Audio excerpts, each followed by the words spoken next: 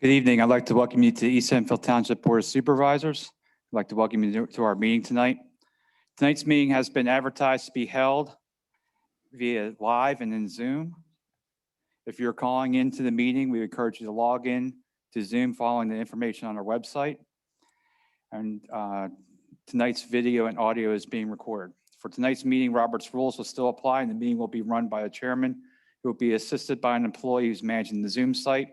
Everyone on Zoom will have their microphones muted in order for the audio to be heard clearly during the meeting, but those present online, only one person speaks at a time.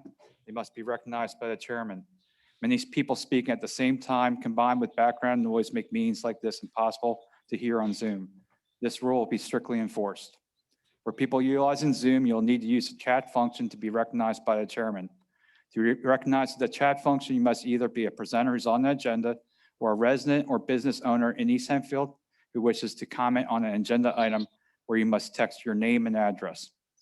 Your request to speak will then be passed on by staff to the chairman to be recognized. The steps to speak utilizing Zoom are simple. Request recognition by the chairman via chat to speak. Once recognized by a chairman, unmute your microphone. After receiving recognition, speak. When done speaking, mute your microphone. Any Zoom violations of the mentioned rules will be deemed to be acting out of order, and your microphone will be muted immediately without warning. Continued violations will result in you being electronically removed from the meeting. Robert's rules apply for those attending the meeting in person. All voting tonight will be done by roll call vote to ensure all votes are properly accounted for. Roll call will be conducted by a township manager. There will be no action taken on any non-agenda items of a non-emergency, non-urgent nature that arise during the meeting. All such items will be referred to staff and will be handled at a later meeting. East Hempfield Township public comment rules apply for all public comment. You must be a resident or business owner of the township to speak. You must identify yourself by name and address before speaking and sign the guest log for the meeting minutes purposes, or follow the chat procedure already discussed for Zoom attendance. Comment is limited to 3 minutes and must be on an agenda item being discussed, with the exception of public comment at the end of the meeting for non-agenda items. No action will be taken on a public comment period for non-agenda items, with all issues referred to staff. So now, if you'll please join me for our first item of our agenda, please rise for a moment of silence in the pledge.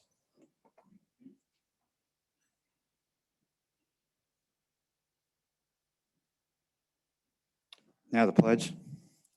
I pledge allegiance to the flag of the United States of America and to the republic for which it stands, one nation, under God, indivisible, with liberty and justice for all. You may be seated.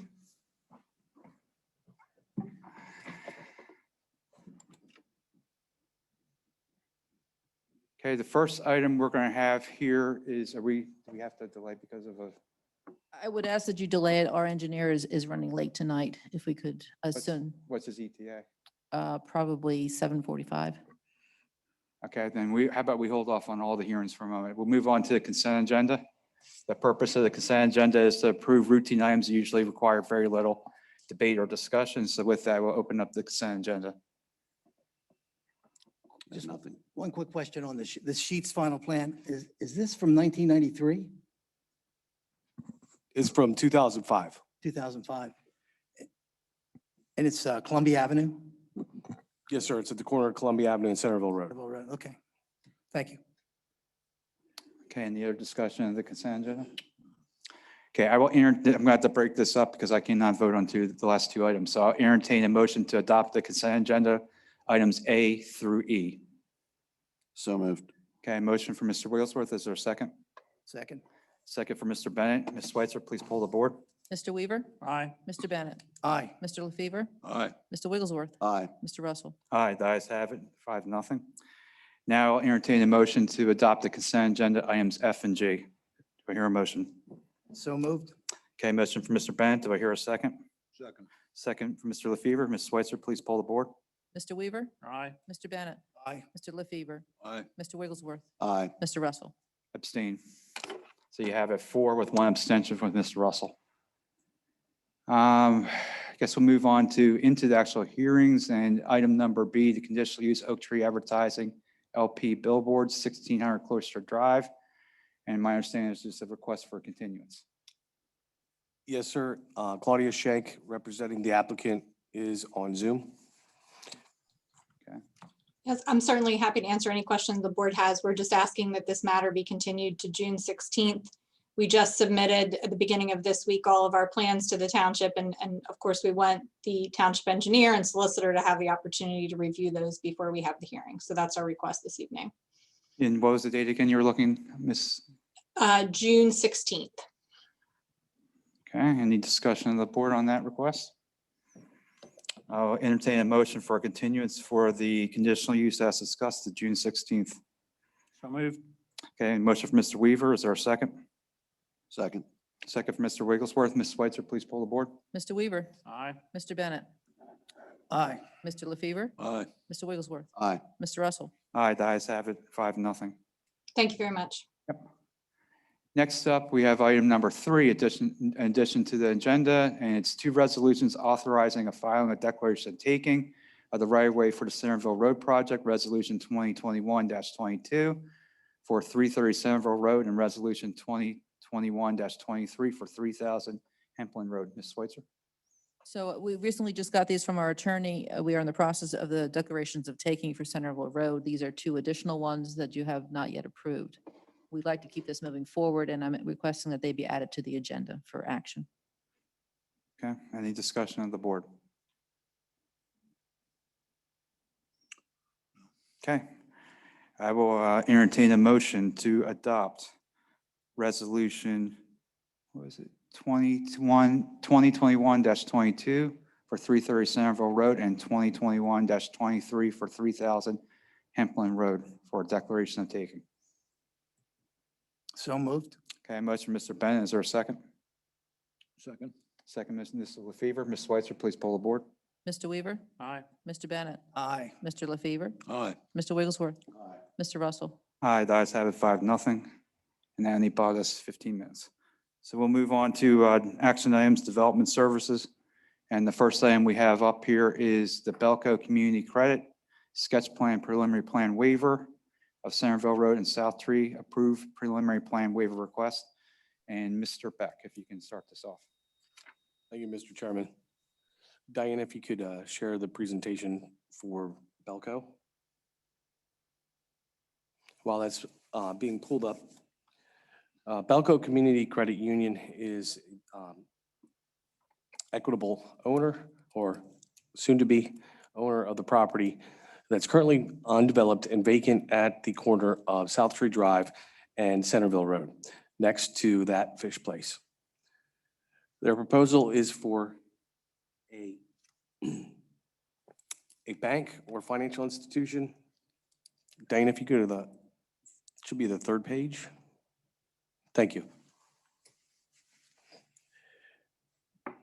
They will do improvements to the property to allow for access management through that fish place property. Their primary entrance will be off of South Tree Drive.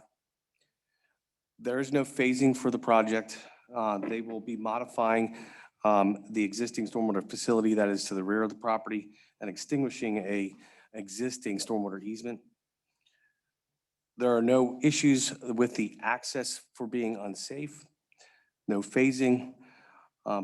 This is a typical infill development, and staff respectfully requests the board to approve the waiver of preliminary plan for the Belco Community Credit Union project at the corner of Centerville Road and South Tree Drive.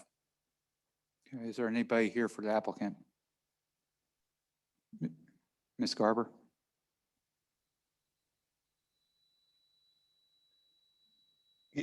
May I speak? Robert Hoke from Belco Credit Union. Floor is yours, Mr. Hoke. All right, thank you. Again, Robert Hoke, Vice President of Corporate Support at Belco Credit Union. I have Brent Sapin with me, an engineer from Skelly and Loy, and Dave Sabina, a landscaped architect from Larson Carley, as well as the owners of that fish place. Rick Moore on the phone with me. I would like to yield my time to Brent. He could answer any specific questions. I did want to thank you for allowing us to present this tonight.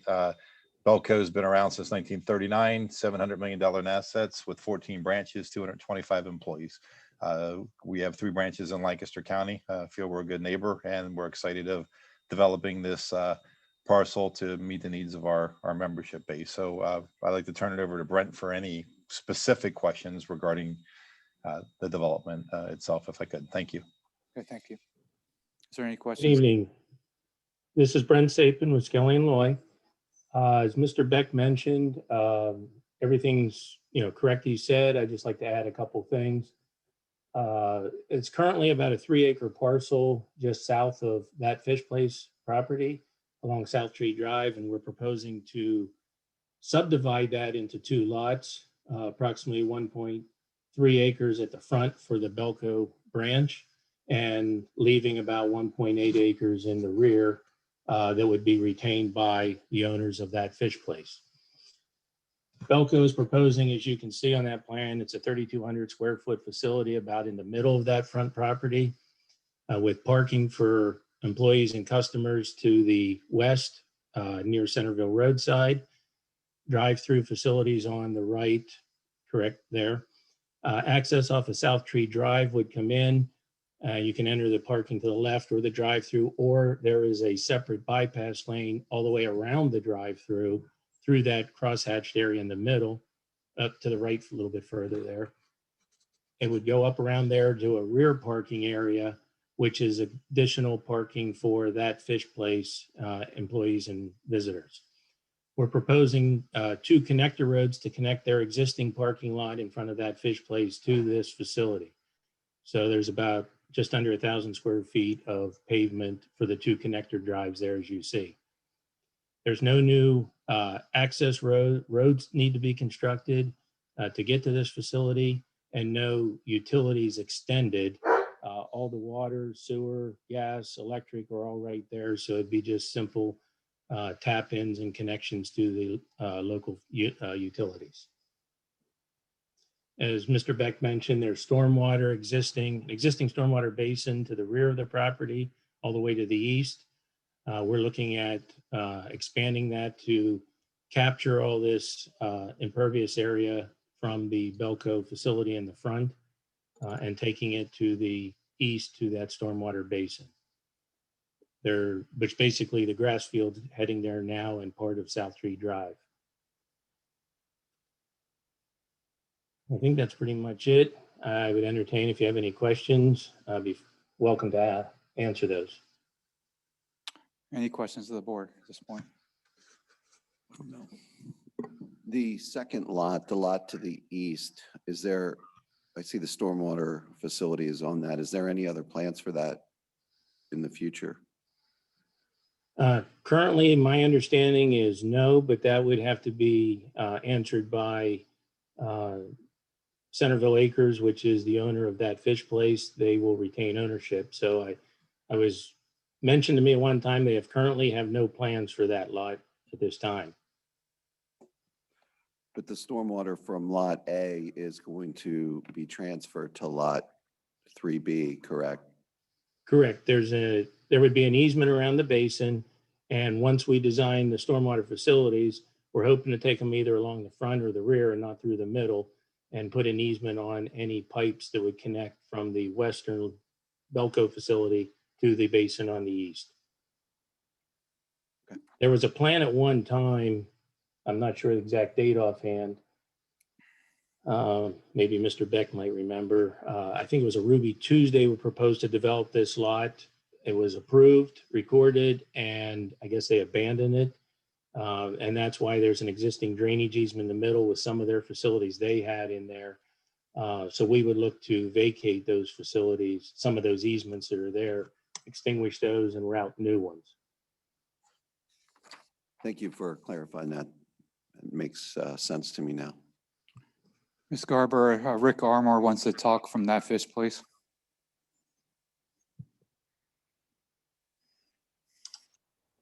Thank you very much. I just thought I would speak quickly to the rear property there. At this point, Brent was correct in stating that we do not have plans to develop that at this time, nor will we be seeking to.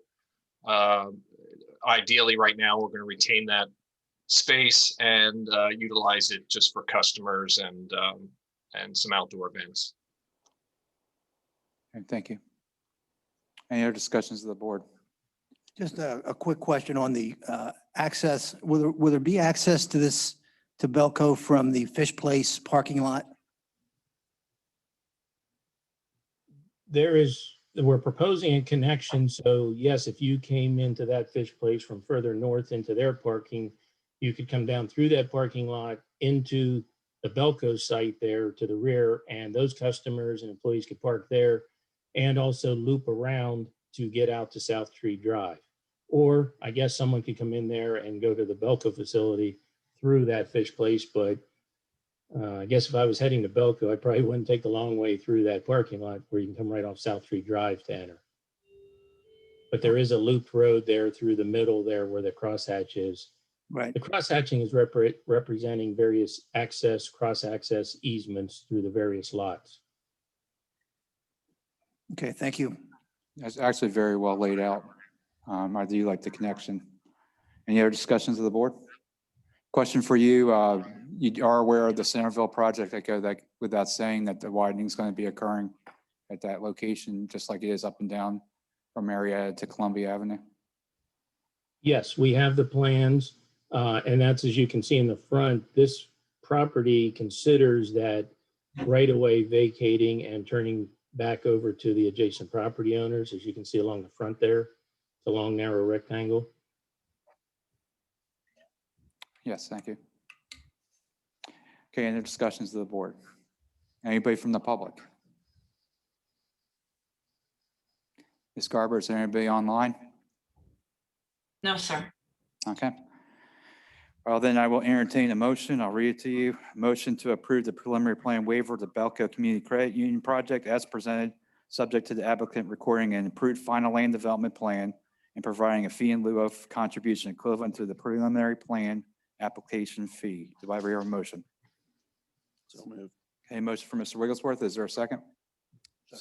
Second for Mr. LaFever. Ms. Switzer, please poll the board. Mr. Weaver, Aye. Mr. Bennett, Aye. Mr. LaFever, Aye. Mr. Wigglesworth, Aye. Mr. Russell. Aye, the ayes have it, 5-0. We look forward to you coming to our community, and thank you. Thank you. Next up, we have the Community Fellowship Movie Night. Mr. Chairman. Yes. Excuse me. Mr. Ebersol is online if we want to jump to the official map. Okay, let's do that then. So now we'll move back to the hearings, and we're going to move back to item number 2A, ordinance 2021-02, East Hempfield Township official map. And we will turn this over to our engineer, Mr. Ebersol. Actually, if we could turn it over to John, I think he's prepared to do some history. Okay, that's And good. then Mr. Ebersol can answer any technical questions. John, Mr. Beck, if you could, please. Thank you, Mr. Chairman. Thank you, Cindy. This has been a long process, and I want to thank Nick for his extremely hard work and the great effort that he provided to the township for this. He's been instrumental in everything up to this point for the official map.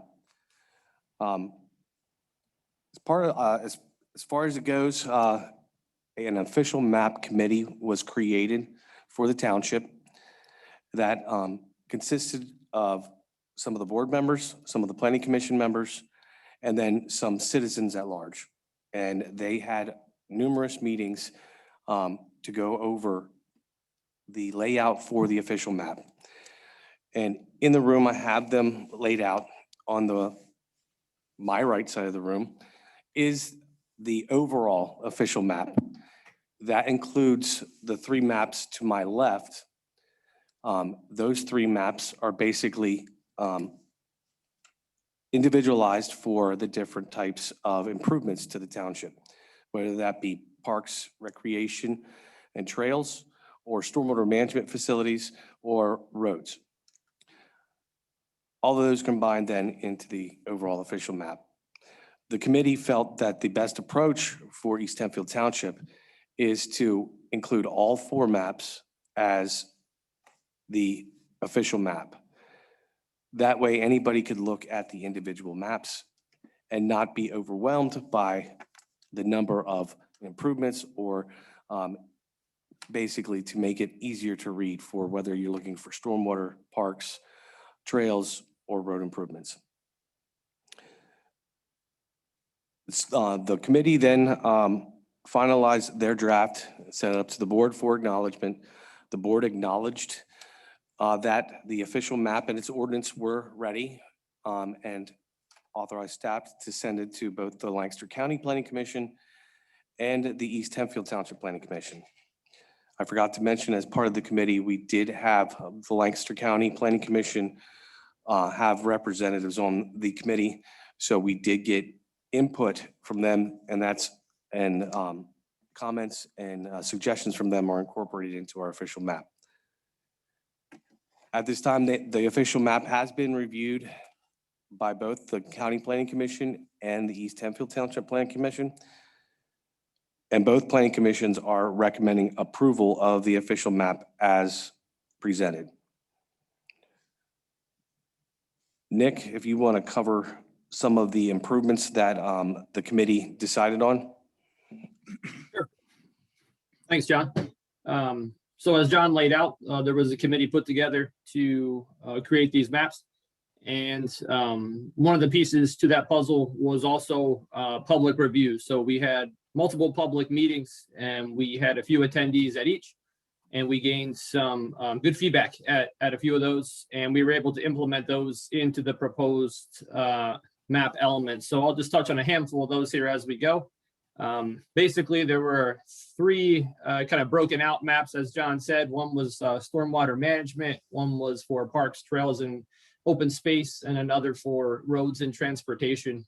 So the stormwater map basically on there will show existing kind of projects that have been done through East Hempfield. And of course, kind of highlighted on there are the floodplain restoration, mainly the work that's been done. And then we tried to piggyback on a few of those projects for some improvements in the future.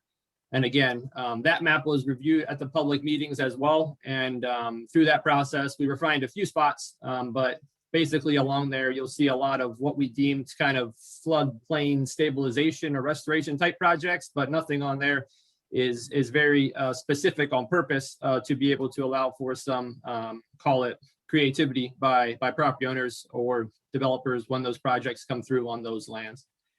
And then jumping to the parks, trails, and open space maps. On that map, you're going to see a lot of existing open space, existing trails, and then we tried to use that data and some existing sidewalk and other maybe private trail improvement data and try to close gaps when it came to just kind of an overall walking path that acts as an exercise route, but also for transportation or destination-based kind of walking, if you will. So we looked at that and we identified a few key spots. We relied heavily there on the input from the steering committee as well as staff, because everybody there knew their backyard really well. And we also used the county planning documents to kind of supplement a few spots where we needed to close a few gaps and also some kind of mobility type improvements that the county was looking at. So we tried to accommodate that work through there. And then ultimately we have the last map, which was roads and transportation. This one is the one where we received, I believe, the most public input and feedback. A few kind of road extensions are shown on there, perhaps some improvements to existing roads and right-of-way widths and things of that nature. And then also on there, there's just some identified areas where improvements are needed, whether it could be a right-hand turn lane or just an overall widening of a road.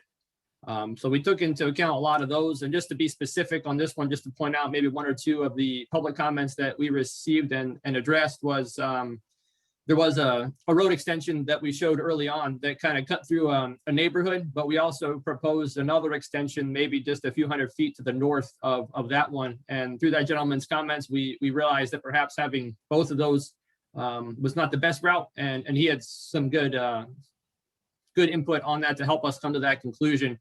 So that's the kind of thing where we were able to take that feedback and amend the map and ultimately make a better map from that input. And then also there was an area where a road was to be extended and the alignment of it was kind of shown as a typical alignment, but not meant to be constructed that way. But he made a good point as well that that road would be better off if it was aligned exactly from the road on the other side, basically.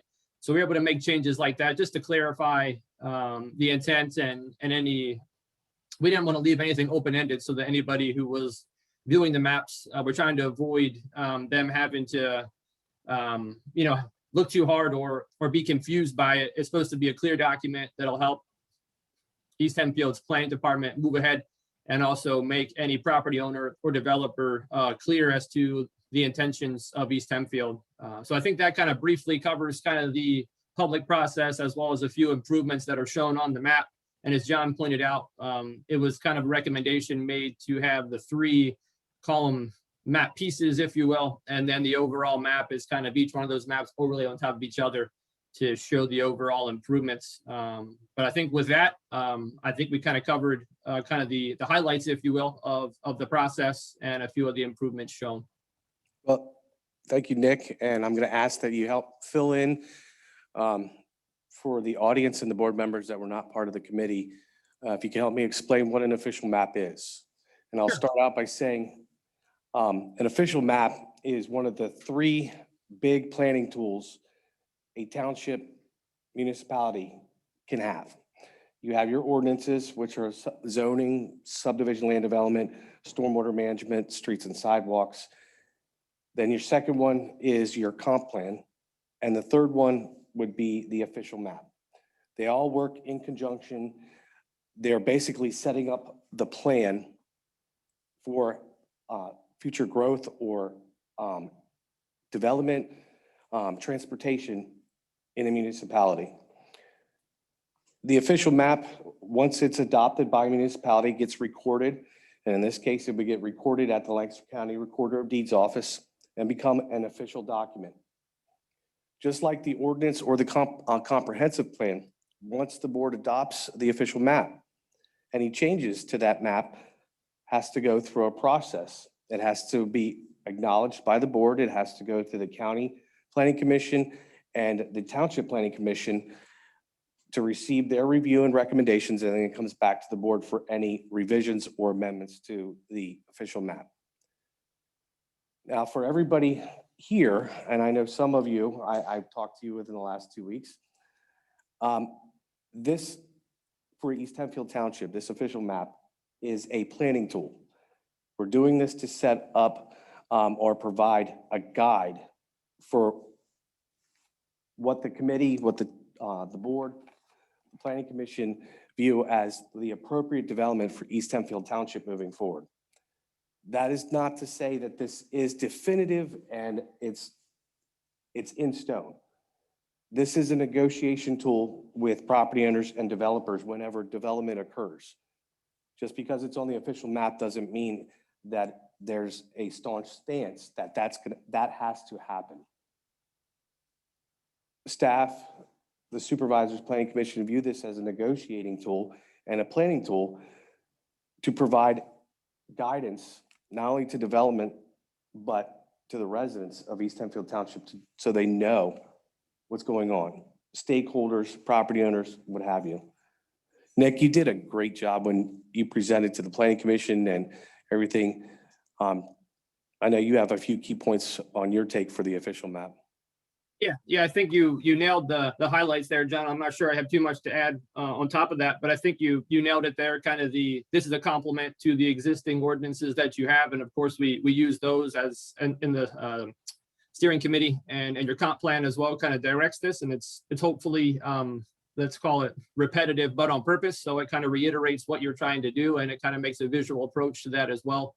And again, you hit those key terms there. It's a long range tool. It's not meant to be implemented, as of tomorrow. It's a thing that takes time as projects come through. And also it's a negotiation tool. As you said, it's a thing that's out there. It's identified as improvements, but it also kind of starts a conversation between a developer who's coming through on that tract or anything of that nature. So it's meant to be kind of a document that acts as a heads up, if you will, but it also acts as a guide for staff and as well as any private landowner who comes through with the project. And again, I think you hit it clearly there that the intent here is that this was the culmination of the steering committee meetings, as well as multiple public meetings and input and 2 planning commission meetings as well. And it's a document just like anything else that over time has the ability to be amended as the township desires. And of course, that's part of the process. You kind of work with it for a while. And then as reviews are done or projects come through or other needs are identified, we add those to the map as well through an amendment process. Thank you, Nick. And the last thing I'm going to say to close this out is the majority of the improvements shown on the official map are the areas south of 283. And that's in an effort to preserve the agricultural nature of the properties north of 283. And the simple fact that most of the stormwater is south of 283. Most of the traffic concerns are south of 283. Most of the development is south of 283. So that's why the focus, if you look at the map and wonder why there's nothing done north of 283, that's why the focus is south of 283. And with that, Mr. Chairman, I will open it up for questions, comments. Okay, any comments from the board or questions from the board right now? We've talked about this in a number of public meetings already. Great job. I have nothing. Okay, I assume that the audience is here to talk about this, so we will open up to questions from the audience. We'll begin with people in the room first. So if you have a question, you need to come forward, you need to state your name, and then you need to come to the microphone. Good evening. Can you hear me? It's Joel Young with Virtu Associates. Many of you may know me from being here many times in the past. I'm here on behalf of Electron Energy Corporation on Running Pump Road, one of the businesses in your township. I first do want to applaud DMA, Planning Commission, the staff.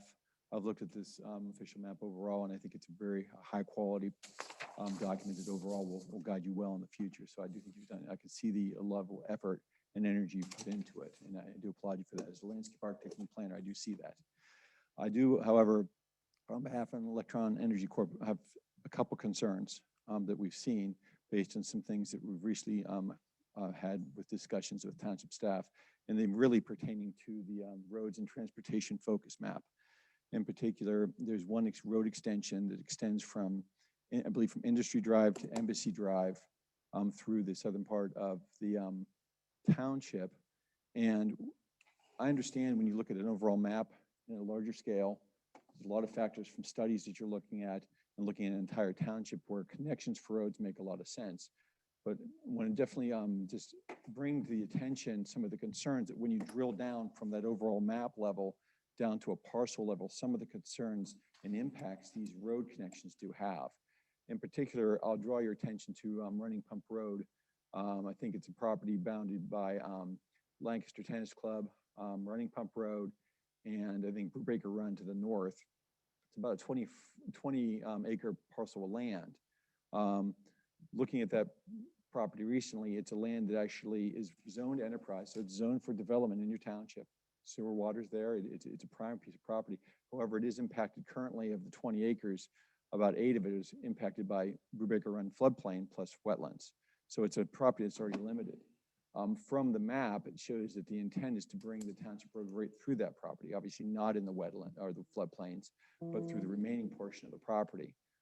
Doing some early analysis of that property for potential development, we see that adding additional township road through that property, which would probably encompass several acres at least, basically remains takes away most of the remaining developable value of that property. And so I understand there's been a lot of concerns looking at these plans, but wanted to make the township aware of the concerns that when we look down specifically at some of these properties in which you're showing these road extensions, there are a lot of negative impacts of these things. And we urge the supervisors to consider that before adopting this, to look at some of these processes in particular to make sure that the decisions are made are wise ones. We understand there may be a need or a thought of a need for connections east-west in the township, but there are definitely negative impacts for the location of this route. Thank you. Okay, and there are discussions. Yes, sir, you want to come forward? State your name and your address, please. Good evening, members of the board. My name is David Gallagher. I represent Hurley Industries, located at 3061 Industry Drive. And members of the board, I ask that you consider a couple facts when you consider whether or not to adopt the specific road that was just mentioned. I believe it's identified as map item golf in the map. And the way it's currently drafted, that road runs right through the Hurley Industries facility. And the Hurley Industries facility Hurley Industries is a defense contractor. We provide high-tech missile technology in support of the Department of Defense. Currently, we have approximately 90% of our products are in support of the DoD and its mission. They're currently rated as DO-rated programs, which carry with it a rating that's of national interest. And of that 90%, 20% of those carry a DX-rated program, which represents programs that are vital and urgent to the national defense. So running that road through Hurley Industries would disrupt that, our ability to provide for the national defense. Secondly, Hurley Industries generates $50 million in revenue a year. And that is just in this facility.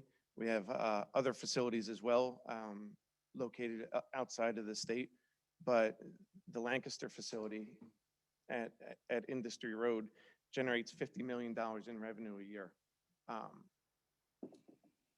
Road golf would disrupt that, and Hurley would be forced to relocate outside of not just Lancaster, but outside of Pennsylvania. And lastly, there's a humanistic element to this. Hurley Industries employs in excess of 200 local employees. These are hard-working, high-tech jobs that are the residents that live right here. And those jobs will be gone. They would be forced to find different employment. So, all that being said, when you look at where Road Golf comes in and connects with Industry Drive, there's a I'd ask you to reconsider the nature of Industry Drive. That is a throughway that serves the local light industry facilities that are there. There's 18-wheelers that are coming in to deliver items at any given time. And if you add Road Golf as it's currently proposed, I'm not an engineer, and I appreciate the effort that went into this. And I don't pretend to be an engineer, but I do know Industry Drive because I drive it every day. And the turns on that are not conducive. They're difficult for trucks. If you add the flow of traffic with this proposed road, it's I don't know if Industry Drive could actually support that. So members of the board, at the end of the day, this road really, the planning can't happen in a vacuum. The impacts of this road in particular has a permanent, lasting, and costly impact on the local community. And for these reasons, we respectfully request that this board not accept that element of the plan. Thank you. Thank you. Can we do a Google map or an overlay up on the screen so we can see exactly what we're talking about, and maybe show us specifically on that where your facility is and what the main concern about what that road would force you to do, if we could do that? Just real quick too, just one thing to keep in mind. I think we touched on it briefly earlier. A lot of these, the road extensions and things, there's certain extensions that are shown as a straight line just because there's existing roadways. A few of the extensions that show on the map, and I believe we touched on it earlier too, is the layout of the road is not, it has not been engineered or laid out in any way. Through our discussions with the steering committee, the goal was to stay out of floodplain, obviously, because we were looking at that with the stormwater management. And the other goal was to try to respect existing property lines. And the idea that when a road would be created, there would be a right of way. So trying to avoid cutting up pieces of land. The aerial overlays and things were looked at early on. And if road G kind of runs through a structural thing, I think it's okay to say that's not the intent of the extension. It's path of least resistance to existing road. So again, I understand the concern there, and the thought would be that a piece of property would be respected, if you will, when it came to a developer coming through to put in a road. So again, I think the intent there is to show a connection is the highest goal, and the route it takes would be, again, a negotiation or a process of discussion with an applicant. Nick, were you aware of these concerns before the plan was completed, or did this come about afterwards? We had a meeting with Mr. Young that spoke first. I believe that was last week, and I think that was, I'm not sure if they may have talked with staff ahead of time, but that was the first time I think the group was made aware of a potential project there at the first property that we saw. This one, I know when we worked through the map, we refined this road a little bit and tried to respect some property boundaries, but I'm not aware of any discussion with Hurley Industries prior to this evening. Okay, thank you. Is this Hurley right here? Correct, sir. Okay. And sir, if I may, I believe, just above that, I don't have my, yes, that is a retention pond that is I believe preserved and not to be improved.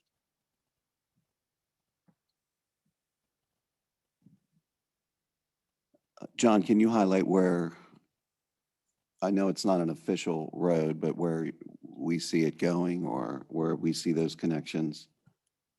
So I can probably help with that too, John, if you want, just from, I have them kind of both open here. If you were to look at, I believe, I can't see the road name, but there's kind of like two loop roads right beside where it's saying ultra. Yeah, there's kind of two loops. And then above that, it looks like a parking lot with an access drive. So the road that's being shown on the map would be just to the north of that property line where that actually, yeah, right there. So just above there is where it cuts through on the property line. And then it would go over and it would cut that property you're in right now almost in half roughly because of the floodplain. But again, it was looked at from a planning level with respect to showing a connection. Yeah. And Nick, thank you. I believe you're going to hear from the property owner of that plot as well, because that was just purchased by one of the residents that's I anticipate is going to ask for some time tonight. But from Hurley, it doesn't look like it's going through your building. That was what you at first thought it was doing. Yeah, so even if I'm not sure if you can zoom in a little bit. So presuming that it connects to that right there, that does essentially invalidate our ability to support our work, our capacity. It's more than just parking. That is the how our supply trucks come in and out. It's the main route of our business and deliveries. The loading dock is right there. Yeah. And for the vehicles to maneuver in that tight area, they wouldn't be able to maneuver. I apologize for being dense. I still don't see, if the road's going above your property line, it's more like it's going through the detention basin that's been talked about there. Well, that's our parking lot there, to begin with, right? No, Correct. when I looked at what was drawn on the map, it looks like they drew it going right through the detention basin area. Not, Which is also Hurley's property. where's your property lines right now? So you got that detention basin area, That's correct. Approximately right there. and then it drops down to where the loop road that you have on your property at this point? Not that part. So all of that loop road that we're speaking of, that is not our property. Whose property is that, do you know? That's- Okay. Is everyone here for this connection? Is everybody against this connection? Okay, that's all we need to know. We'll really need to have a huge discussion at this point. We've been receiving public impact, but we would have liked it earlier, but we're receiving public input, and we've been making changes to the plan as we receive input. It's something, I mean, there's no urgency to adopt this, correct? We can also just take it out. Yeah, or, I mean, if staff or they feel it's needed, send it back and have a negotiation or talk with property owners and come up with something that, I don't see Suits. how you could do another connection. There's Brubaker runs above it. Okay. So that's really at this point, it's if it either have a connection or we don't. I think it's easier just to, I mean, if the residents don't want it, just take it out. yeah, I mean, I'm not married to it. And That's anybody, I'm looking at Tom because he was sitting on it with me. That's right. We did take a look at this. And the first thing that I would say is, and I think we pointed this out when we were talking about the maps in general. This is a planning tool, okay? Nothing here is hard and fast. And all of it is subject to potential change on whether it's trails, roads, or development, okay? I can assure you, we are not going to do anything to jeopardize your business that you're doing here. We value your work effort here, the business that you do here, and we only want to be supportive. And if somehow this road isn't going to do that, just to the other gentleman's comment, we won't. We're not going to do it. But again, it's a planning tool. This isn't hard and fast. And it's whether we take it out now or whether we take it out later. I mean, it's all subject to change. If I may be heard on that point. Sure. So appreciate the open-mindedness, and there's a timely element to the Running Pump Road property as well. That is currently under contract for another business to develop its headquarters on the Running Pump part, and that's to go to settlement on the 27th next week. And when this came up during due diligence, it's turns out it's a deal breaker for that development. Am I missing? can you, Joel, is that you? We're representing Electron Energy Corp. Okay. Yes, they're considering development. Well, that makes it a different tune, I think. So with that being said, and again, it's an inflow of revenue to the economy.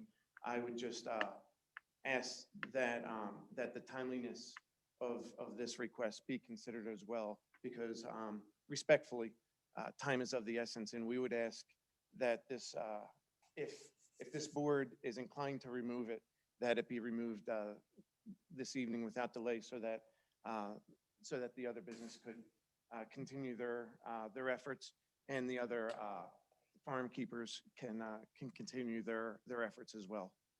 Yeah, you had my suggestion, but I would comment that with the new property, when that develops, and then the one that adjacent to the east develops, they're probably going to still need for themselves a driveway that gets onto Industry Way.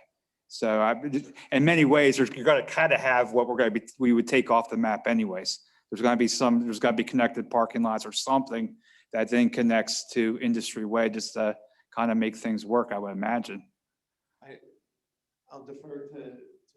Because the track that we're talking about right now is going to go to Running Pump Road, but there's another track that's sandwiched in between there and Industry Way.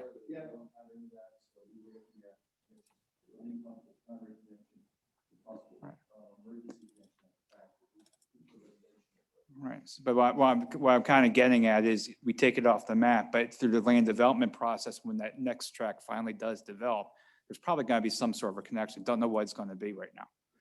That's the only point I'm making at this point. And I believe we can acknowledge that. Yeah, so just for everybody's benefit, you got a landlocked property, they're going to have to connect to something. And they got Brubaker Run to the north, so they're not going to want to go over a wetland area with a road connection. So it's going to be something they're going to have to connect the land with. So if I may, I'm going to ask for your help on this. But I believe this is the tract of land. Right, that one right there. And this, when this was purchased, this combined with this property.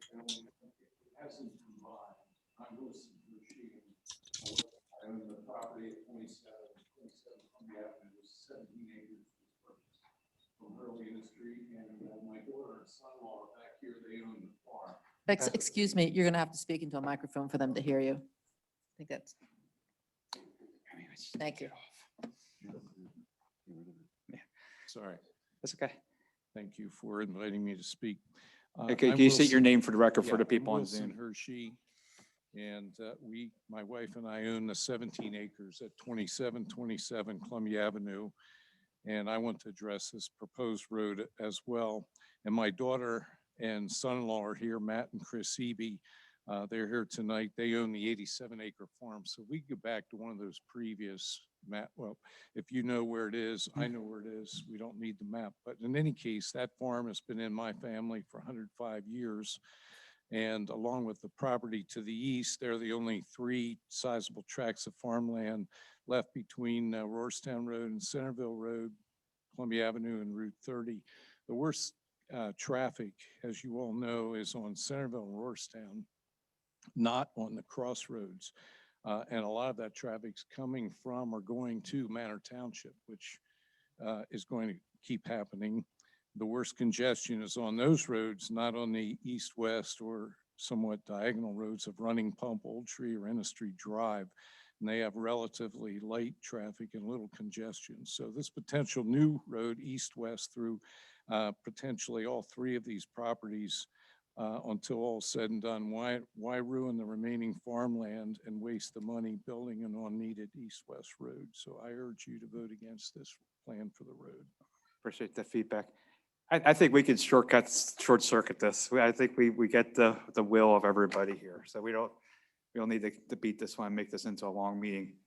Is there anybody on the board that has any comments about this one matter? Okay. I was just, maybe that's what you were going to say, but I mean, this isn't a road that's proposed. It's if those properties are developed, we're trying to get a big picture and not box ourselves in that if there was a developer that was going to develop those properties, that we would encourage them to put a road that would connect the whole way through. But the problem with this particular road is that you don't have access to whatever to the west. There's that Industry Drive through Hurley Industry. That's the sticking point, that you don't really have a connection at where it was expected. But there might be another place it could connect that would provide a benefit. So I think we don't have, I think you're going to like what we're going to do as a moment. I just wanted to make sure it's going to happen. I'm going to let you continue to talk. Okay. Yeah, just give us a moment here. Let's talk through this. I think we got an idea of what the will of everybody in this room is. So One point I'd like a bit clearer. I'm hearing that it's a farm, and am I hearing the farm is going to be preserved for farming? Or am I hearing that there's a potential sale to have it developed into something that might be commercial, industrial, or? You do, yes, sorry. It's all this green, I would suspect. Two properties, an 87-acre farm, and then if you go out to where this gentleman from Hurley was speaking, that parking lot is part of the land that we just purchased, so it's just south of that a little.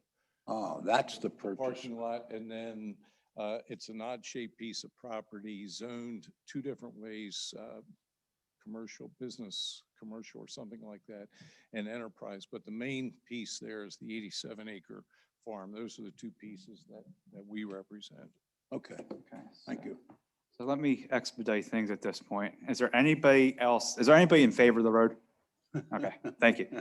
So I will do this real quick, and then we're gonna move on so we make you feel comfortable.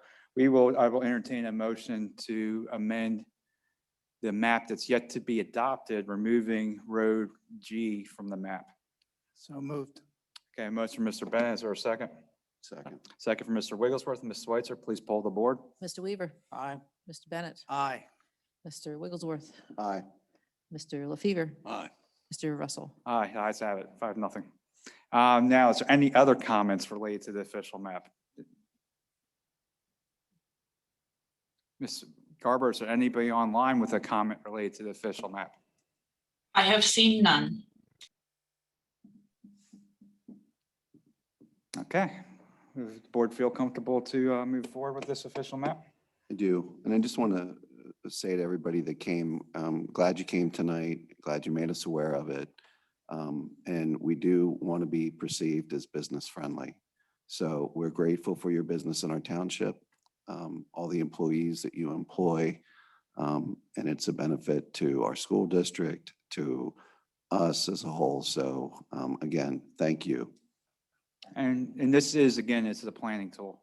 I mean, this is, nothing on this map means it's going to be built tomorrow. It might be 20 years before some of these things that are on the map are built. Some of them might never be built. We got trails, we got open space, we got stormwater projects that could be 30 years out on this map. This is a long-range tool that just gives guidance over time. It's going to be updated, it's going to be changed. A future board might not like something or might add something to the map down the road. It's a living document. But just because it's on the map right now does not mean next year, all of a sudden, you're going to start seeing all these improvements going around the township, all related to this map. That's not the intent of it.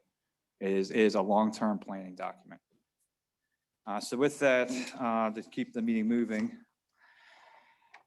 I'll entertain a motion to adopt ordinance 2021-02 to establish and adopt the East Hempfield Township map, official map as amended. Okay, motion for Mr. LaFever. Do I have a second? Second. Second for Mr. Weaver. Ms. Switzer, please poll the board. Mr. Weaver, Aye. Mr. Bennett, Aye. Mr. LaFever, Aye. Mr. Wigglesworth, Aye. Mr. Russell. Aye, the ayes have it, 5-0. You're welcome to stay for the rest of the meeting. If you want to see how second-class government works, but you got to see it tonight, so thank you. Good to see you. They're great, thank you. Yeah, thank you, and we are glad you're here. So thank you. Thank you, Marilyn. Marilyn. She didn't hear me, that's okay. She can't hear. No, I'm sure she can. Okay, next we'll move back on to our action items, and we're going to go to item 5B, the Community Fellowship Church Movie Night and Events at Jacob Creek Park on 6/11/2021. Ms. Garber, if you will kick this off. Yes, thank you, Mr. Chairman. Community Fellowship Church for the last several years, COVID notwithstanding, it has done an annual outdoor family movie night in Jacobs Creek Park. They have requested to do this again this year on June 11th with a rain date of June 18th. Due to the nature of doing an outdoor movie, however, they cannot start the movie until after 8 p.m., which then pushes the movie past the timeline indicated in our noise ordinance. So Community Fellowship Church has requested a variance, allowing them to amplify the sound from the movie until it's complete at or before 11 p.m. As they've done in the past, they'll point the speakers away from the homes out toward the highway and invite all of the surrounding neighborhoods to participate in their event. We have had no issues or complaints with this event in the past, and so it would be staff recommendation that you approve the special event and noise ordinance variance submitted by Community Fellowship Church for their annual family movie night to be held on June 11th with a rain date of June 18th at Jacobs Creek Park. It's almost made a motion there, Ms. Garber. Is there any comments of the board real quick?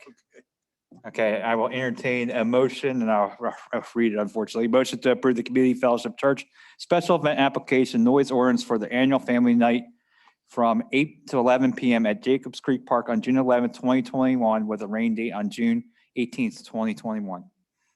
So moved. Motion for Mr. LaFever. Is there a second? Second from the chair. Ms. Switzer, please pull the board. Mr. Weaver, Aye. Mr. Bennett, Aye. Mr. LaFever, Aye. Aye. Mr. Russell. Aye, the ayes have it, 5-0. Next up, we have item 5C, the parking ordinance amendment authorization to advertise for adoption consideration. Ms. Switzer, I guess, at this point. I'll start and then I'll let Chief Skiles chime in. Chief Skiles brought to our attention that there was some ambiguities and some changes that should be made to the parking ordinance. They're generally very minor in nature. We're changing one statement from 5,000 to 10,000 vehicle weight.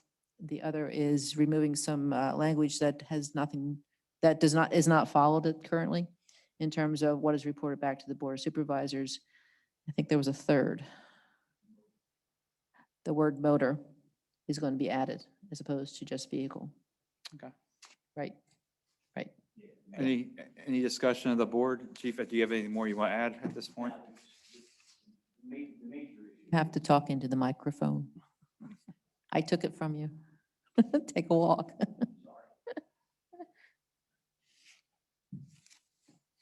The major issue with the parking ordinance is there were vehicles that were parked in residential neighborhood where people had complained because they were commercial vehicles.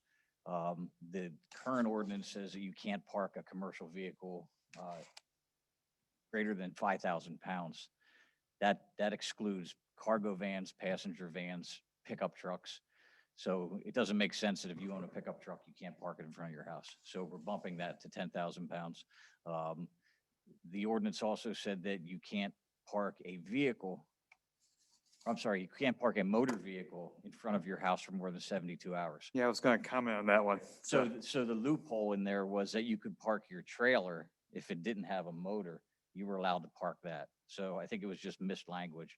So somebody could, under the current ordinance, they could park their utility trailer in front of their house forever, as long as it was registered and they'd never have to move it. So that allows us to be able to address those issues. And the last one, unless you want this, at least in my tenure, I have not advised the Board of Supervisor of the reason and the date of every parking ticket that we issue. For some reason, that was in the ordinance. I don't know that it was ever followed. The solicitor said we could remove that unless you want to be notified every time somebody gets a parking ticket. Is there any reason we have such a small window of 72 hours? Considering right now, as people go more to a hybrid workplace, they might have a vehicle that sits for a couple of days before they drive it again. That's pretty standard language. I don't know that it would have to be followed that way, but what it allows is the way that it's written right now, I could park my car in front of any one of your houses for 3 days before anything can be done about it. And really what happens is if you have more than cars that can fit in your driveway, you have to go out and move it 2 inches to avoid. But we really only address it if there's a complaint. And usually it's if somebody has a car that they never use. And as long as they keep it registered, they keep it in front of their house. I'm wondering if that time period might not need to be a little bit longer nowadays as we start having more work at home going on. I mean, I get the gist of it. You don't want a car parked for 3 weeks, a month, 2 months. I think it eliminates people using the township road as a storage facility. That's what I'm talking about for months. We haven't had any recent issues. I'm just thinking with the down my 72. street, we have a number of families that have I'm guilty of it too. They have multiple kids right now, multiple cars that don't fit in the parking lot. And we got a number of higher density places where you can only get one car in the garage and you are looking at street parking. So But street there's- parking's allowed longer than As long as 72 as long as hours. The car is moved every 72 hours. That's what I'm If it's saying. under 10,000 square feet or No, 10,000. so No, what? that's in general. Oh. Those are two different sections. Those- the- As if we have higher density parking areas. Yeah. Where we have Okay. now created a situation where street parking is where one of the vehicles go. So I think that should be a little thought into that. I mean, a person parking their vehicle in front of their house shouldn't have to move it every 3 days just because they got another neighbor that gets annoyed with them and decides to call on the police. Now they gotta move it an inch like you're talking about, just because they're getting into a little fight with one another. Whatever the wish of the board is, from a police standpoint, it doesn't matter to me whether it's 3 days or 5 days or 12 days, or a month. It's The just- only time that we ever have to deal with neighbor disputes is when somebody parks their RV in front of their neighbor's house, and then the neighbors can't see anything Yeah. because there's a 20-foot RV parked in front of their house. Yeah, that's the kind of the other side of it is the Right. RVs, the big trucks, bigger trucks. And since it's a public street, you can park wherever you want. And the disputes that we usually have is you might have 5 cars and your next door neighbor doesn't like cars parked in front of his street, and you park your car there for a month in front of their house. And now they can't have guests at their house because there's no place to park. And those are the disputes that we get involved with, but we just fall back on the ordinance. So if you want to change it to 5 days, it doesn't matter to me. We did have a case, at least it came to the planning commission of somebody in the area that direction that had like 6 or 7 cars and would park them in the street. The neighbor came in and complained, and there was really nothing that could be done about it. So this would fix that. But when I read it, it doesn't say that it's parked in the street. It just says park in excess of 72 hours. So when I read it, I'm thinking, does that mean my driveway or? Well, it's a parking ordinance, and at the beginning of the ordinance, it says pertaining to township road. Okay, so I was wondering what the context, if I'm not getting all the context, and it sounds like I'm not. But the 72 hours does seem a little on the short side. I think maybe maybe we throw this one back into the planning group for a moment, if you were willing to do that, chief. I think maybe we can expand, if we got issues with RV, well, how about RVs? So we're saying an RV right now can street park They're a for motor multiple vehicle. days? They're a motor vehicle, so. Unless we were to specifically call them out in the ordinance. John and I had worked on that year before last, and we went back and forth between zoning and the parking ordinance, and people were storing their RVs in the street, and then the police would come because they kept it there for more than 72 hours. Then they would move it into their driveway, and then it becomes a zoning issue because you can't store your RV in your driveway in the front of the house. So then John's guys would get involved with it, and they'd move it back on the street, and then we'd move it back in. So, we went back and forth with the solicitor. Then there are court cases where the homeless coalitions will argue when you try to address RVs, because some people live in RVs, and then it becomes a discrimination thing. So she advised us to stay away from it, and we did. Could there be an exception if it's in front of your own property? You can't regulate a public street. You can park, I could park in front of your house for 72 hours if I wanted to. Right, so we can't say Just leave it be. if it's in front of, What do you think? no more than 72 hours in front of someone else's property. Like, can't. Well, if you had visitors that came to town, then technically they wouldn't be able to park in front of your house then. Yeah, there's always I think something. 72 hours is what's the norm in most municipalities. I don't know why. It just seems like it's, when I researched these for the RV thing, everybody seemed to have 72 hours. I don't know where it ever came from. How many complaints do we actually get a year for parking? Just a handful. Okay, so we're making much to do about nothing now on I my think end. that we are. So, okay, and I'll drop my question there. Anything else for the board? Okay, so anything from the audience? Okay, seeing none. Motion to authorize staff to advertise a parking ordinance amendment. Do I hear a motion? So moved. Okay, motion from Mr. Bennett. Do I hear a second? Second. Second from Mr. Weaver. Ms. Switzer, please pull the board. Mr. Weaver? Mr. Bennett. Aye. Mr. LaFever. Aye. Mr. Wigglesworth. Aye. Mr. Russell. Aye, the ayes have it, 5-0. Thank you. Next, we have the disaster declaration rescinding the COVID-19 declaration of 3/18/2020. Ms. Switzer. Hope you're happy. Think it's time. We're I'll mask give this- free at this point, so. I'll give this to Diane. She's been working on this. Absolutely. Members of the board, I'm sure you remember just shy of about 15 months ago on March 18th of 2020, you signed a declaration of disaster emergency due to the COVID-19 virus that at that point in time was considered novel and was creating some significant impacts across both our community and the entire world at that point. We have come to a place where the case counts continue to decline, the vaccination numbers continue to increase, and the guidelines that have been put in place continue to be rescinded.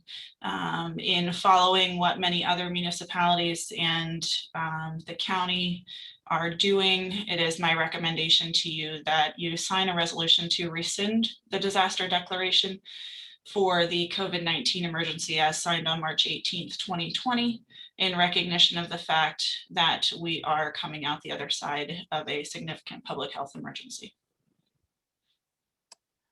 Okay, any discussions of the board? This will be nice to put this one behind us. Anything from the audience? Okay, seeing none, I will read the motion. The motion is to adopt Resolution 2021-24 to rescind the COVID-19 declaration of disaster emergency. Do I hear a motion? So moved. Okay, a motion from Mr. LaFever, second from Mr. Wigglesworth. Ms. Switzer, please poll the board. Mr. Weaver. Aye. Mr. Bennett. Aye. Mr. LaFever. Aye. Mr. Wigglesworth. Aye. Mr. Russell. With much relief, aye. The ordinance is being passed around at your table that I need signatures from all 5 of you. Okay. So next up, we have the Comcast franchise agreement authorization to advertise a public comment hearing on June 2nd to advise residents that the township has commenced franchise renewal negotiations and discuss past practice and future cable-related needs. Ms. Schweitzer. So we are working through our process to renew our cable franchise with Comcast. As part of the process for that renewal is a public hearing, which allows residents to voice their concerns and issues related to Comcast and the franchise agreement. And I'm asking for permission to advertise that hearing for June 2nd. Any discussion of the board? I'm still somewhat in a question whether we have advertised Shandell, I believe, and now we would advertise Comcast. Would we have more than one vendor in the township then, possibly? You would have 2 franchise agreements in the township So that people would then elect which one that they would, or if they have service to both. if it comes down the street. Right. Yeah, kind of thing. Right. Okay. Competition's good with Comcast right now. Yes. Most of us have only one means of, Yeah, I don't even data. have either. I'm just Verizon, and so hopefully you I get, have been having so much trouble in the last 3 weeks with, they say it's because of the amount of usage, I guess we learned, but it's, I need FiOS, but I'm not going to get it. No. well, the nice thing within Chantel coming in is they're putting in fiber optic cable. And that's what we need because Comcast is at capacity now.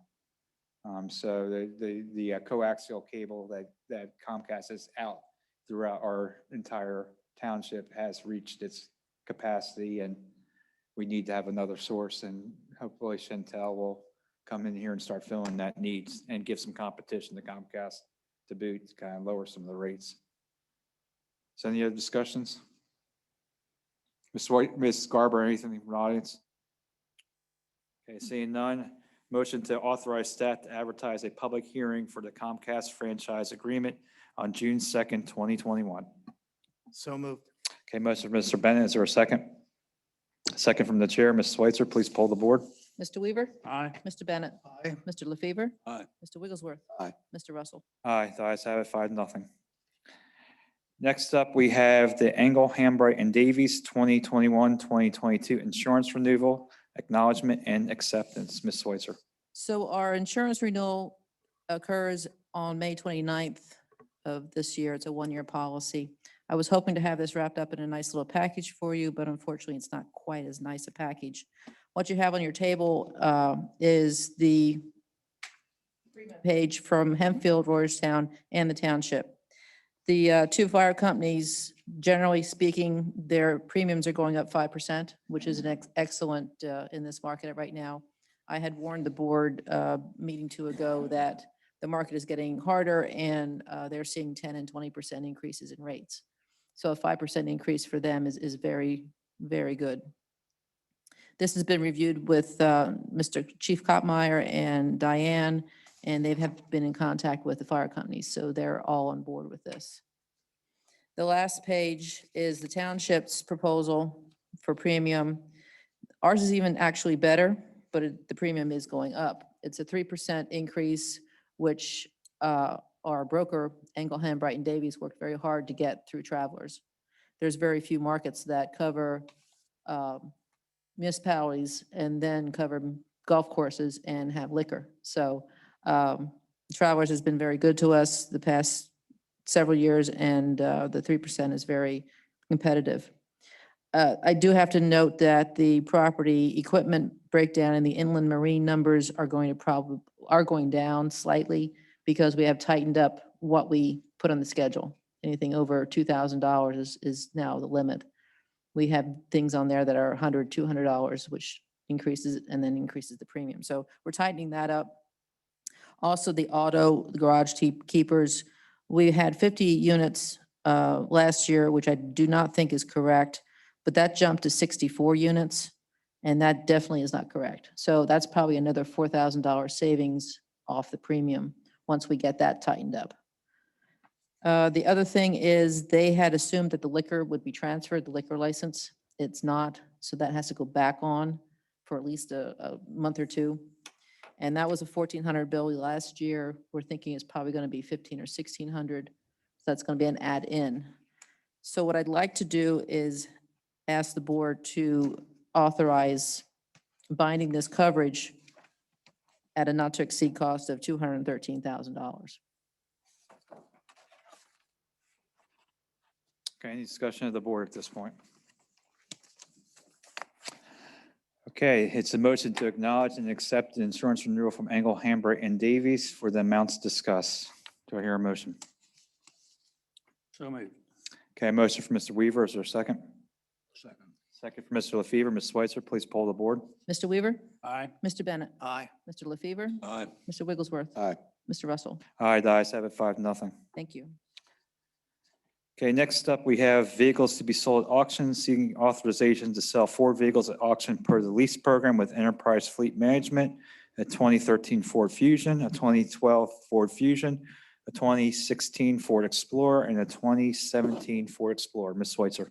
So those are the 4 vehicles that are sitting out front in our parking lot. They've been there for a couple of weeks, possibly a couple of months.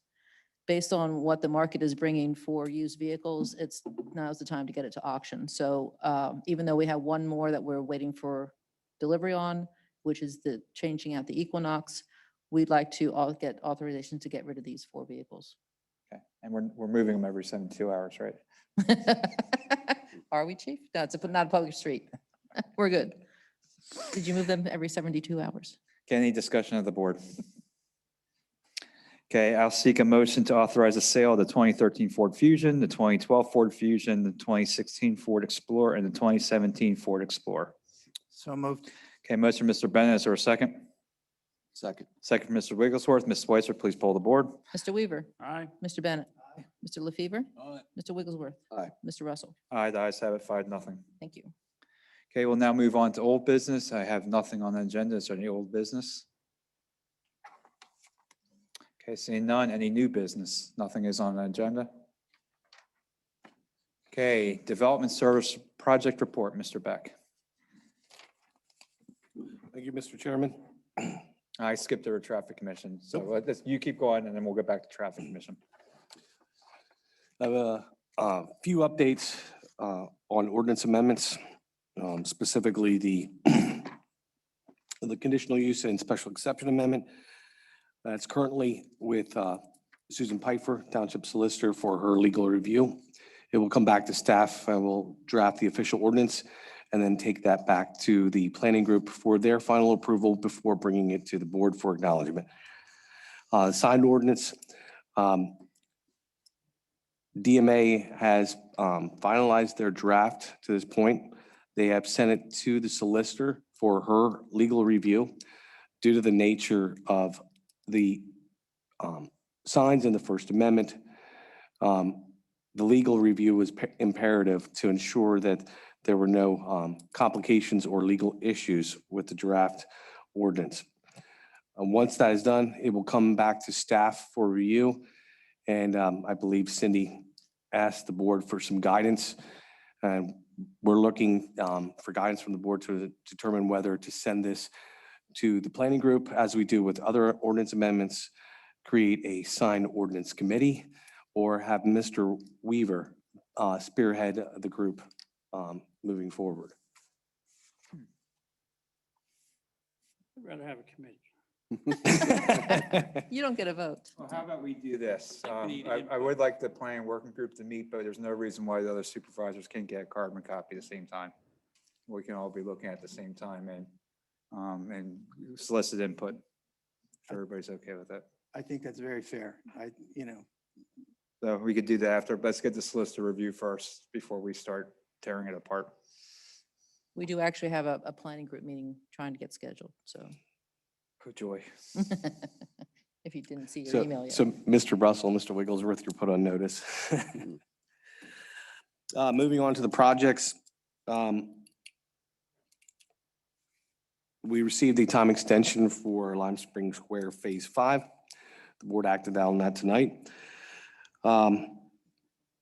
State Hemp Road has reopened and this is for events that occurred in April. And construction has begun for the Sheets store on State Road. State Road Commerce Park, the final plan for the revised final plan for lots 1 and 3 has been recorded. And the developer is preparing the documents to dedicate the remaining state road right of way. I've been going back and forth with the engineer and their attorney. I talked to their attorney yesterday and advised him to speak with Susan Pfeiffer, the township solicitor, about some legal issues. Nothing new to report with 701 or 791. Traditions of America, the Planning Commission reviewed and recommended approval of the Phase 3 final plan, and that will be coming before the board for action at the June 2nd meeting.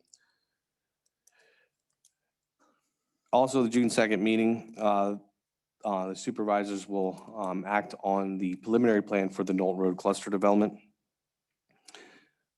Township staff just received the recorded documents for the Ducklings Daycare at 3101 Yellow Goose Road.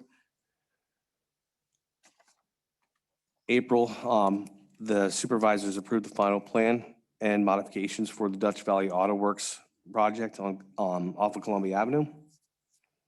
They also approved the final lot consolidation and revised final plan for the Farmstead property and the Farmstead clubhouse.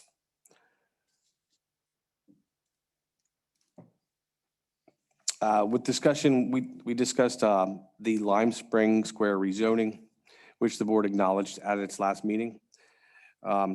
It did go to the Planning Commission. Planning Commission reviewed it, recommended approval of the ordinance, and that will be scheduled for a hearing at the June 16th Board of Supervisors meeting.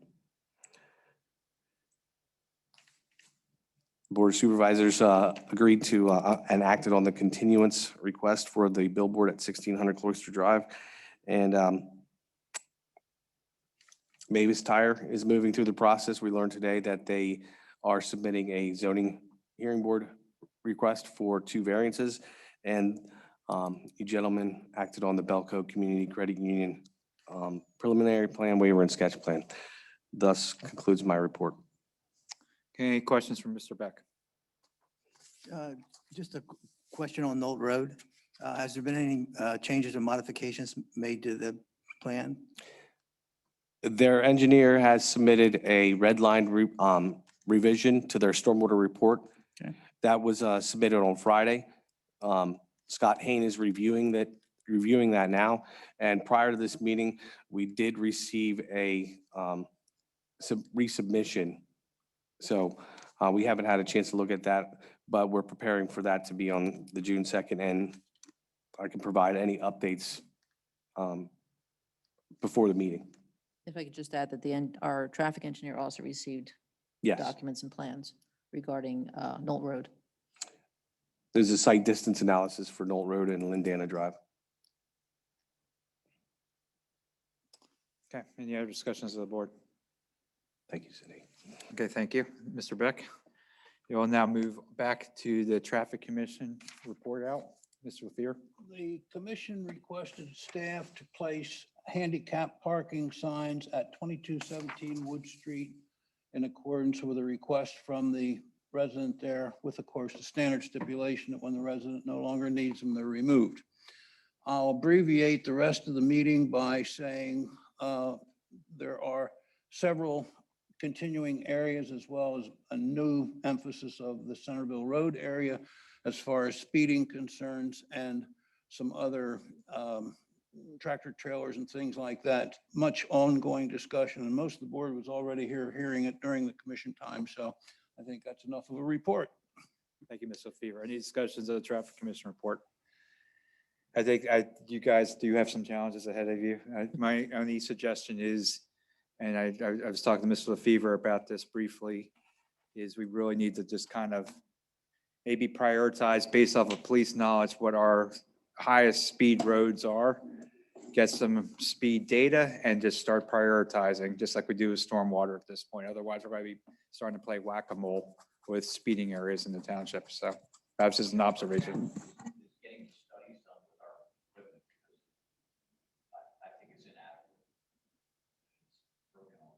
And that, It's not broken, it's new, it's just not, came from China.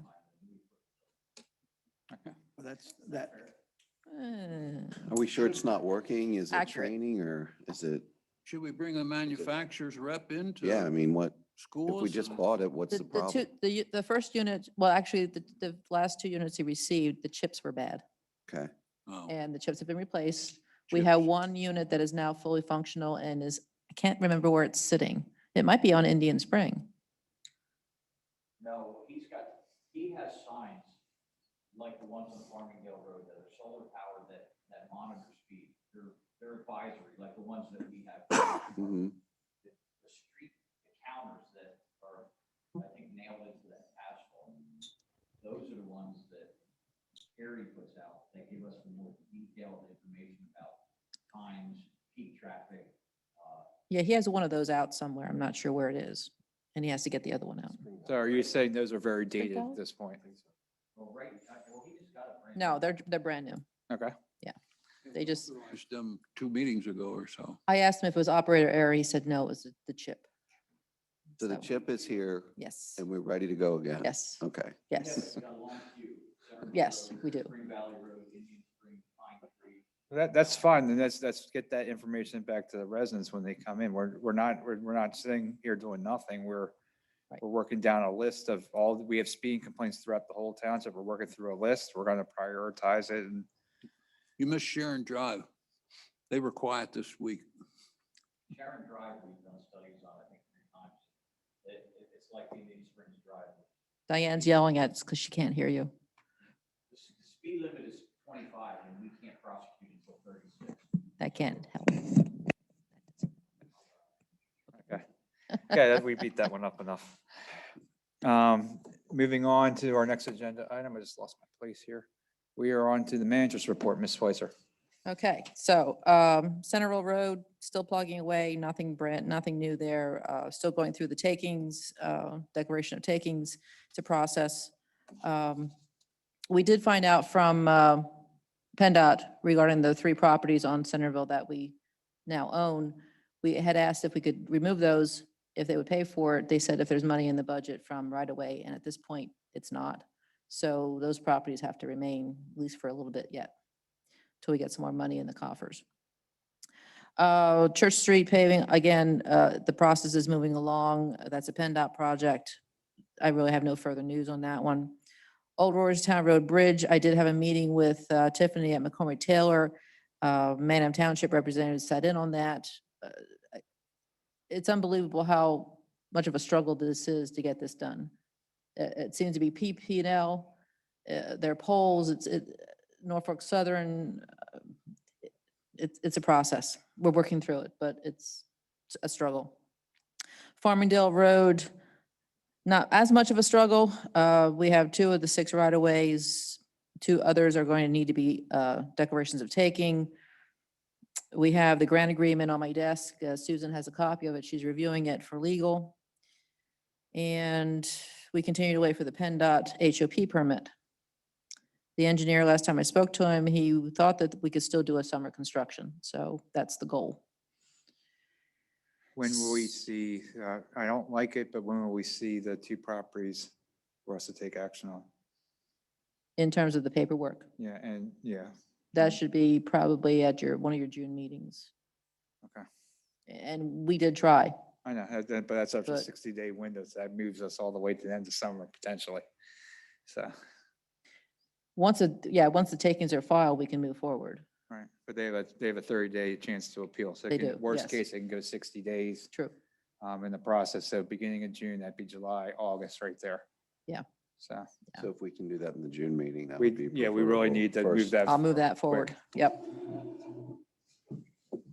State Road, I think John covered that already.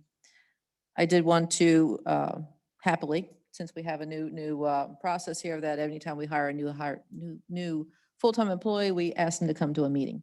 So in the back of the room, she's been very patient, is Gina Johnson. She hails from North Dakota.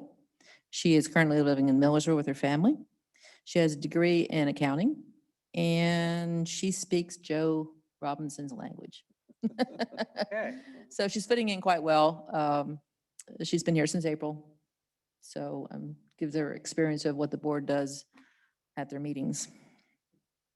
Well, welcome. We're glad to have you on board. So in addition to that, I had the group reports. So the admin finance group did meet.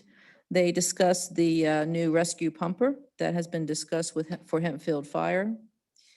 Their funding options need to be explored yet, and you're already authorized to move forward with that, but it's going to be an E1 rescue pumper is the official title.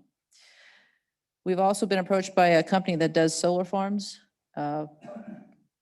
They're looking at Aher Park. That's still being explored. It's very new. We have some questions that are going back and forth on that one. And we also advised the group that the golf carts need to be repurchased or purchased new lease for the golf carts probably next Wait, year. sir. The solar farms are looking at where? Solar farms will be in the southeast corner of Aher Park. So my only question on that is, with the deed restriction that we went through before. We need to look at that. Yeah, okay. Yep, that's on the list. And there's a lot of creative math that needs to be looked at for this too, to say the least, when I saw that presentation. Yeah, their initial thought process was that they could save us 15,000 a year. A lot of what ifs. I mean, why? I'm not sold yet. There's a lot, like I said, there was a lot of what ifs, and there was if this grant continues for the next 30 years, and all those kind of things that were factored into the numbers. So it's an unsolicited proposal to that. So it doesn't mean we're Gotcha, doing okay. anything. Right, yeah. Wait We a few- didn't come seek this out. All right, thank you, guys. No, for a challenge. We also reviewed the first quarter budget with Joe Robinson, and you have a copy of that in the report. Everything's looking pretty good. Yeah, we've cut through in half that hole that we had budgeted at the very beginning. So we got our capital reserve transfer still happening, and which is going to create the hole, and our hole is now in half. Right. And we're not even in half year. We're not even at this end of the second quarter yet. So a good kudos to staff again and to Joe Robinson for the way he budgets. A couple of meetings that I attended, of course, with the insurance renewal, which you've heard tonight, and also the American Recovery Plan. I know Mr. Russell attended one. I've attended 2 thus far. The information continues to come in. We're still working through the process. The feds haven't finalized their regulations at some point in time, I would think the admin finance group needs to get together and with Joe and look at the budget, see what we can and can't do, and then bring that back to the board. There's no urgency. These funds need to be spent by December of 2024, so there's time. But we are looking at it. So there's a big difference between a Trump passed CARES Act and a Biden passed American Recovery Act. The CARES Act had pretty much no strings attached. The American Recovery Act is probably going to have something that's thicker than the Bible to read through with all the restrictions. It's about equity. So you had one piece of paper restrictions for the CARES Act fund. So it's confusing, and now pensions can possibly be covered. Possibly. But you can't, if it's an infrastructure bill, but you can't apply it to roads, bridges, signals, or anything that you would typically call infrastructure, but you can't apply it to broadband, which is now called infrastructure. So it can possibly go to our water authority, so there would have to be some consideration that maybe part of it does go to the water authority, which would be good for all of our residents' rates. If the water authority's got a project, it could possibly go to our MMO with our pension, even though we had previously heard it couldn't do that. But it can't go to increasing payments to our pension. So we have to document that it's where our routine payment would be on a given year. It can't cover salary. It can't cover bonuses. You can document possibly, if you can document what your increased costs were, if you had an employee that was dedicated to doing nothing but COVID response. So it's anything you can imagine that of all the bad things about federal government with strings attached to it. That's what comes with these funds. Am I missing something, Mr. Bennett? You said all this stuff. It's crazy. The whole thing is crazy, but we'll work through it. And, you know, as I think I said at the meeting, you know, in my view, this in some way needs to benefit the people who work the hardest through this pandemic.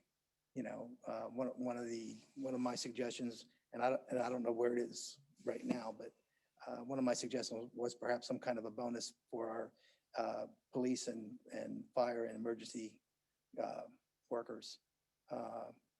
But again, let's see what happens here in a couple of weeks, and you know, we'll move forward. And as we always do, we're usually pretty fiscally conservative on all of this, and I'm sure we'll do the best for our residents. Yeah. We just have to figure out how the game's played. Unfortunately, that's how it works with federal funds. Anything else from Ms. Schweitzer? There is an item Mrs. Schweitzer requested if someone was interested in being on the transportation board.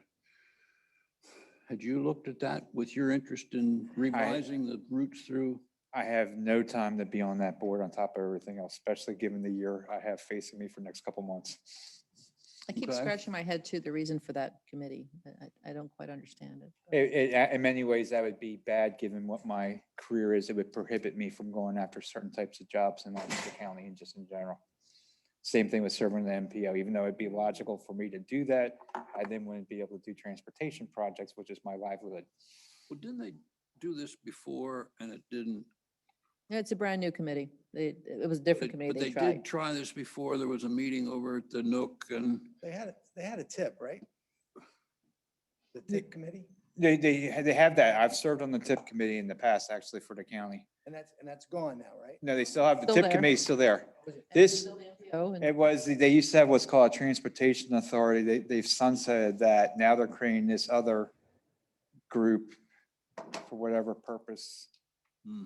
It's, that's gonna kind of work with the MPO. So we'll see about that at this point.